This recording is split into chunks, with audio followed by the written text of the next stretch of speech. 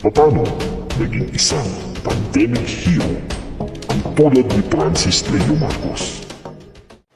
Nakikwento ko lang sa inyo yung mga unang bahagi ng COVID-19. Yung talagang pagputok na pagputok.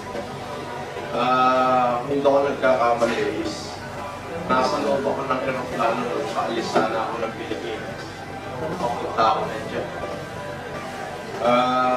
Narinig ko yung ating Pangulo na nanawagan na kailangan niya ng mga individual na tao na tutulong sa gobyerno. So,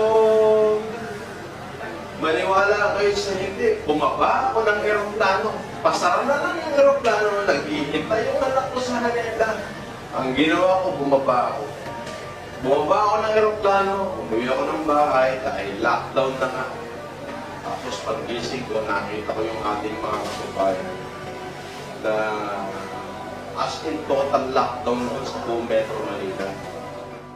Naghanap lang ako ng vitamins noon. Nakita ko sarado lahat, tapos nadaanan ko yung ating mga kababayan sa ilalim ng underpass at ng flyover. Yung mga nanlilimos nating mga kababayan, wala nang nanlilimos, walang makuha na ng tubig, wala na, total lockdown. Sabi ko, ano ba yung magagawa ko? And then suddenly, it's the divine intervention, parang may nagsalita sa isip ko. Ito ba yung purpose ko? So I started to give food packs. O yun, kinalagpag ko na lahat ng mga tauhan ko. Sabi ko, magpakain tayo dahil hindi natin malalaman kung makakasurvive itong mga kababayan natin dito sa underpass at flyover. Kasi total lockdown walang tubig. Sino yung manlilimos sa kanila? Wala na, lockdown na, walang tao, wala rin mabilan ng pagkain, kahit pamintera sila. So, doon nagsimula. At hanggang sa dumami na ng dumami, hanggang sa sabi ko, hindi ko na to kaya. Kaya naman, nanawagan ako sa mga mayayaman, no? I-start ko yung Mayaman Challenge, so may pagkasarkastik ko, but it helps a lot dahil napakaraming sumagot. Marami sa mga kababayan natin dito na naging positibo at maraming tumugon nun. So nakatulong ko, alam ko nakatulong sa gobyerno. Kaya ako po, isa ako sa mga nakibahagi doon.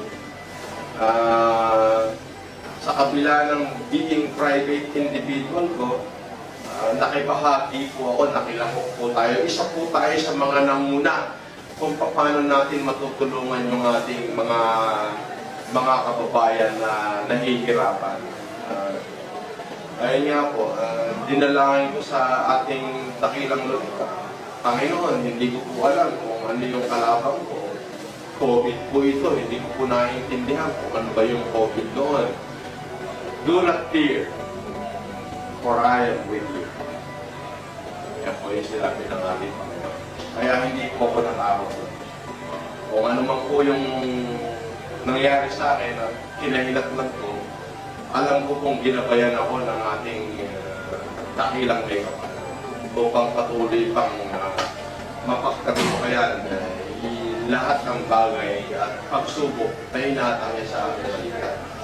Parang napakasarap po na maging kabahagi ako sa tunay na pagbabago ng ating Francis Leo Marcos po.